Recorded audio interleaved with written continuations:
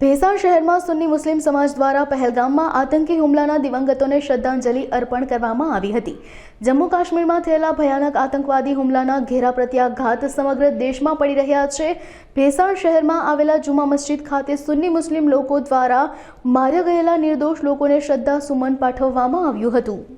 આજરોજ ભેસાણ મુસ્લિમ સમાજ દ્વારા આપણે થોડા દિવસો પહેલાં જમ્મુ કાશ્મીરમાં જે પર્યટકો ફરવા માટે ગયા હતા ત્યાં આતંકવાદીઓ દ્વારા એની ઉપર ગોળીબાર કરવામાં આવ્યો અને 27 જેટલા નિર્દોષ આપણા પર્યટકોનું મૃત્યુ થયું। એના દુઃખ અને એમની લાગણીમાં આખો દેશ અત્યારે ખૂબ જ દુઃખમાં છે અને એના શ્રદ્ધાંજલિના ભાગરૂપે આજે ભેસાણ મુસ્લિમ સમાજ દ્વારા શ્રદ્ધાંજલિ કાર્યક્રમ યોજાયો। આ તકે હું આજે કહેવા માંગુ છું કે આતંકવાદીનો કોઈ જ્ઞાતિ કે ધર્મ હોતો નથી।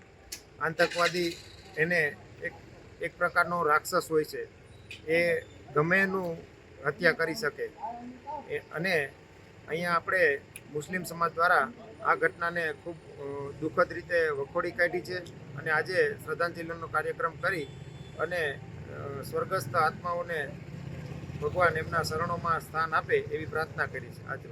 આજે ભેસાણ મુસ્લિમ સમાજ દ્વારા જે આપણે પહેલગામની અંદર આતંકવાદી હુમલો થયો એ આતંકવાદ હુમલાને અમે સખ્ત શબ્દોમાં ભેસાણ મુસ્લિમ સમાજ વખોડે છે અને સ્વર્ગસ્થ આત્માઓને શ્રદ્ધાંજલિ અર્પિત કરી છે અને ઈશ્વર પાસે એવી પ્રાર્થના કરી છે કે એને સ્વર્ગની અંદર જગ્યા આપે અને એના આત્માને શાંતિ આપે। અને આતંકવાદ એ આપણા દેશ માટે એક નાસૂર બની ગયો છે, તો ભારત સરકારને અમે વિનંતી કરી છે કે પાકિસ્તાનને એના જડબાતોડ જવાબ આપે અને આ આતંકવાદ જાતિ અને ધર્મને કોઈ લગતા નથી, માટે ભેસાણ મુસ્લિમ સમાજ આને સખ્ત શબ્દોમાં વખોડે છે। જય હિન્દ, જય ભારત।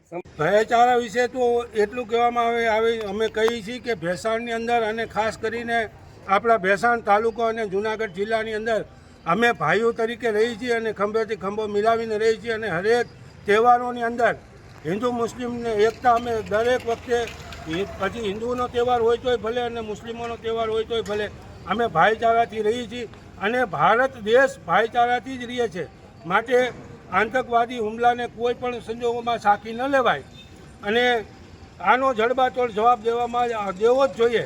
હિન્દુસ્તાનને અમે એ જ સંદેશો આપી છીએ કે હિન્દુસ્તાન આજે એક થઈ અને પાકિસ્તાનને જડબાતોડ જવાબ આપે।